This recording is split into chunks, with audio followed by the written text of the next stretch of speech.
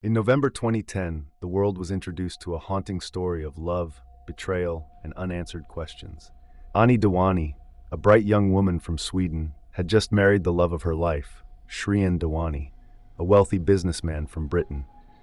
They were a couple full of dreams, embarking on their honeymoon in Cape Town, South Africa, a destination known for beauty and adventure. But in just a few days, this picturesque honeymoon would end in brutal tragedy. What was supposed to be a celebration of new beginnings became a horrifying mystery that would grip the media and audiences around the globe. Ani Hindoksha was born in 1982 in the small, peaceful town of Mariestad, Sweden, where her family had settled after fleeing political upheaval in Uganda. Raised in a supportive household, Ani grew up immersed in two worlds, blending her Indian heritage with her Swedish identity. Friends and family remember her as a ray of light, with a kindness and charisma that drew people in. She excelled in school and had a passion for design, with ambitions to build a career that reflected her creativity. For Ani, family was everything, and she was especially close with her parents and her brother Anish. In 2009, Ani's life changed forever when she met Shrien Dewani in London. Shrien, a British businessman from a prominent Indian family, was known for his charm and business acumen. He quickly captivated Ani with his confidence and sophisticated lifestyle, introducing her to a world of luxury. Friends and family saw them as a perfect match, sharing not only a cultural background, but also a love for family and tradition. Their romance blossomed, and it wasn't long before Shrien proposed, and the two began planning a grand wedding in India, intending to celebrate their union in style.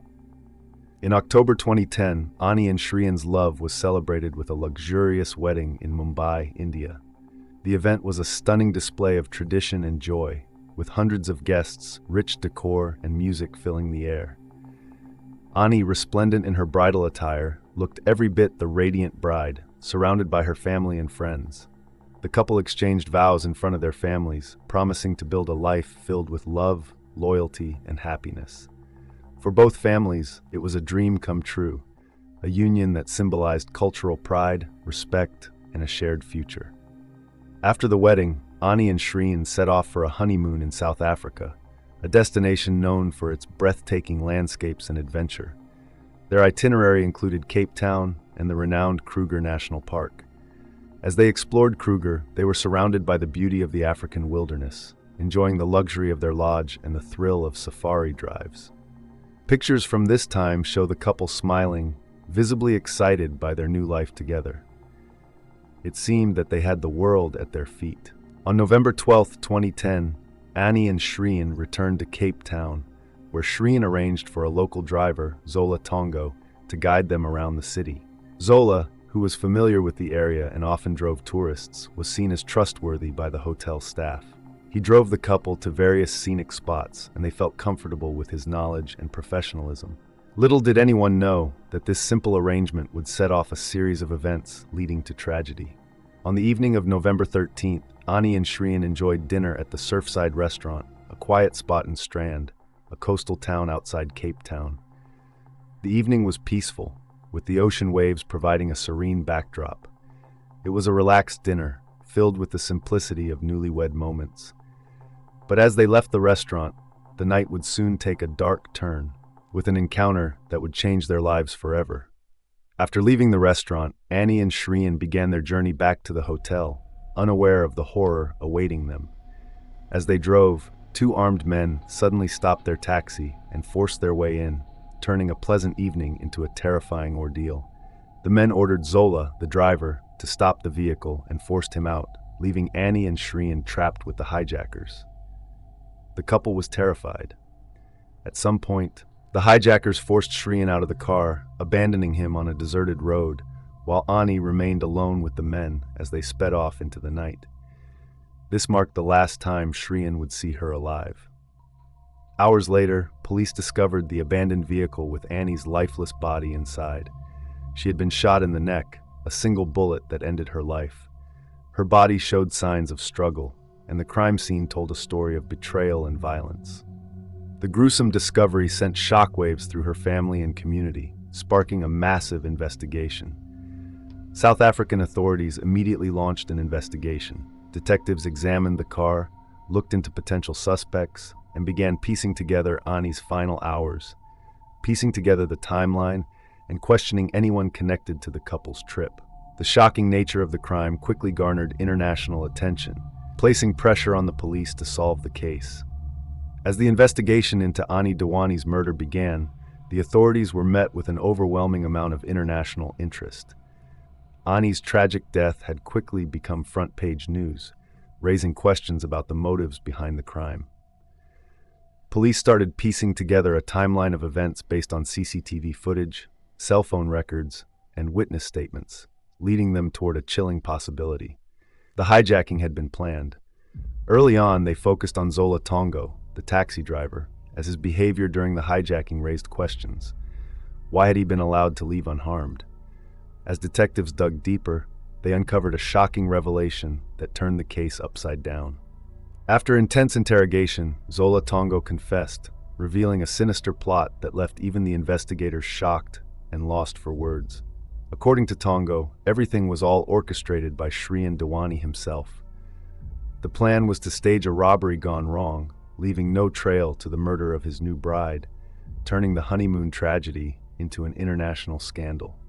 The confessions revealed that in the days leading up to the hijacking, Shrien Dewani reportedly met multiple times with Zola Tongo, the hired driver who had picked up the couple from the Cape Grace Hotel.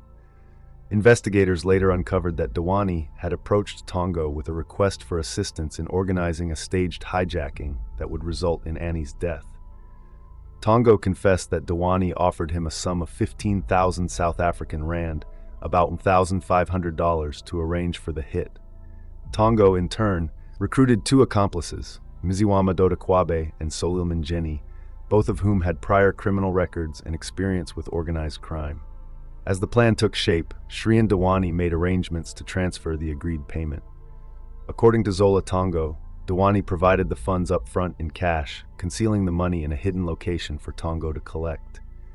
After receiving the payment, Tongo coordinated with Kwabe and Minjeni, who were tasked with carrying out the staged hijacking, ensuring that all involved knew the risks and their roles in the fatal plan. On November 13th, the day of the attack, Dewani, Tongo, and the hired gunman kept in close contact via cell phones. Tongo later confessed that Dewani instructed him to follow a specific route through the Gugulethu township on the pretext of sightseeing, but in reality, to position the vehicle for an ambush. This route was known to have sporadic police presence, providing the perpetrators with a low-risk opportunity to execute their crime. On the night of November 13th, Shrien Dewani and Ani Dewani dined at Surfside Restaurant, unaware of the danger that awaited. After leaving the restaurant, Tongo followed Dewani's instructions and took the designated route through Gugulethu, where Kwabe and Minjeni waited at the agreed spot. The moment they encountered the vehicle, the two hijackers sprang into action, forcing their way into the car with guns drawn. Tongo was ordered out, leaving the newlyweds at the mercy of the armed men. At approximately 11 p.m., Kwabe and Minjeni seized control of the car. They forced Shrien out shortly after, abandoning him on the roadside, while Ani, now alone with the men, was driven to a secluded location. There, Minjeni, the gunman, shot Ani in the neck, killing her instantly. The men then abandoned the vehicle, leaving Ani's body in the back seat. Police soon arrested two men, Mziwama Dodakwabe and Zolil Minjeni, who were identified as the hijackers. During their questioning, both men corroborated Tongo's story. Kwabe admitted to being paid for his role and claimed the hijacking was staged to look like a robbery gone wrong. Minjeni, who was accused of pulling the trigger, also confessed to his part, although his statements varied throughout the investigation. When questioned, Kwabe and Minjeni confirmed Tongo's story. They admitted to being hired to carry out the hijacking and to receiving specific instructions on how the crime should be executed. Kwabe explained that he had been the driver, while Minjeni was responsible for shooting Ani. In their statements, Kwabe and Minjeni revealed disturbing details about the murder itself. They claimed Ani had pleaded for her life as they drove her to her death. Despite her fear, they showed no mercy, carrying out the plan precisely as instructed. The chilling testimonies left investigators and the public horrified. In response to the accusations, Shrien Dewani denied all involvement, insisting that he had no knowledge of the plot. His lawyers argued that Tongo and the hijackers were lying to reduce their sentences. Shrian's defense also pointed out inconsistencies in the suspect's statements, particularly in Minjeni's changing testimonies. This legal defense began a long battle to prevent Shrian's extradition to South Africa. After years of legal battles, Shrian Dewani was extradited to South Africa in 2014 to stand trial. The courtroom became the center of a media storm as the trial of those involved in Ani's murder commenced. Journalists from around the world gathered to cover the unfolding scandal. Shrian Dewani maintained his innocence, asserting that he had no knowledge of any plan to harm his wife, while prosecutors painted a picture of a premeditated crime orchestrated by a husband seeking to escape his marriage. The prosecution presented the testimonies of Tongo, Kwabe, and Mngeni, claiming Shrian had orchestrated the murder. However, the defense worked to discredit the suspects, pointing to their criminal backgrounds and highlighting inconsistencies in their statements. Each suspect had initially claimed different details about the planning and execution of the crime. As the trial progressed, the credibility of the witnesses became a major issue. The defense pointed out that Tongo's confession came with a plea bargain, meaning he had received a lighter sentence for implicating Shrian. They argued that Kwabe and Mngeni, both convicted criminals, were unreliable and had changed their stories. These contradictions weakened the prosecution's case. On the 7th of December 2010, Zola Tongo appeared in the Western Cape High Court in accordance with his plea deal under Section 105A of the Criminal Procedure Act. He pleaded guilty to the armed robbery, kidnapping, and murder of Ani Dewani, crimes he alleged were committed at the behest of Shrian Dewani. According to the terms of his Section 105A agreement, Tongo was sentenced to 18 years in prison, contingent on his testifying truthfully against Dewani in any future legal proceedings. In pretrial hearings on 18th of February at Wynberg Magistrates Court, counsel for Mziwamadoda Kwabe said the court was unable to provide a fair trial for his client, stating that his confessions were more of a statement than a confession, as it was claimed to be giving under duress. According to the terms of his Section 105A agreement, Kwabe was sentenced to 25 years in prison, contingent on his testifying truthfully in future legal proceedings relating to the case. Kwabe will be eligible for release in 2027. In 2011, Mngeni's lawyer Vusi Chabalala said his client had been suffocated with a plastic bag before signing a statement admitting his involvement in the killing, further saying police resorted to irregular methods because of the pressure they were under to solve the high-profile case. Despite having admitted to his role in the robbery and kidnapping of Ani Dewani in a videotaped confession, Mngeni pleaded not guilty at the start of his 2012 trial, saying he had an alibi and was not at the scene of the crime. Mngeni's lawyers said his initial confession should be ruled inadmissible as evidence because it was allegedly extracted using torture. Justice Robert Henney ruled against Mngeni and said the confession was admissible. On the 19th of November 2012, Mngeni was convicted of murder and sentenced to life in jail. The court accepted Mziwamadoda Kwabe's and Monde Mbolombo's version of events, according to which the crime was a contract killing. Mngeni was ruled to have been the person who shot Ani Dewani. In July 2014, it was confirmed that a medical parole application had been made for Mngeni, who was terminally ill with a brain tumor. He was denied parole and died in jail at the Goodwood Center of Excellence on the 18th of October 2014. In April 2014, upon arrival to South Africa from the United Kingdom, Shrian Dewani was arrested, charged, and ordered to stand trial for allegedly arranging the murder of his wife. He was charged with 5 offenses: conspiracy to commit kidnapping, robbery with aggravating circumstances, murder, kidnapping, and obstructing the administration of justice. He pleaded not guilty to all 5 charges.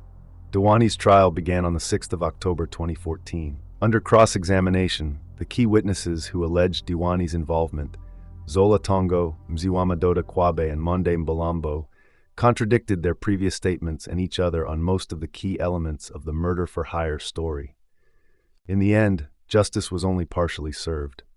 Although Tongo, Kwabe, and Mngeni received their sentences, the case against Shrian Dewani remained inconclusive. Shrian was found not guilty and was allowed to travel back to the UK. According to reports from 2018, Shreen had moved on and was living with his newfound boyfriend of 18 months. Annie's family, devastated and frustrated, left the courtroom with unanswered questions, grappling with the heartbreak and loss of a beloved daughter and sister. Despite the legal outcome, the mystery of Annie's death continues to linger. Tongo's reduced sentence and Minjini's death in prison left Annie's family with a sense of incomplete justice. The case highlighted gaps in legal processes and stirred global debates on the complexities of extradition, circumstantial evidence, and judicial proceedings in high-profile murder cases. Even today, Annie's family honors her memory, seeking awareness for domestic violence and justice reform. The story of Ani Dewani remains a haunting reminder of life's unpredictability and the consequences of betrayal.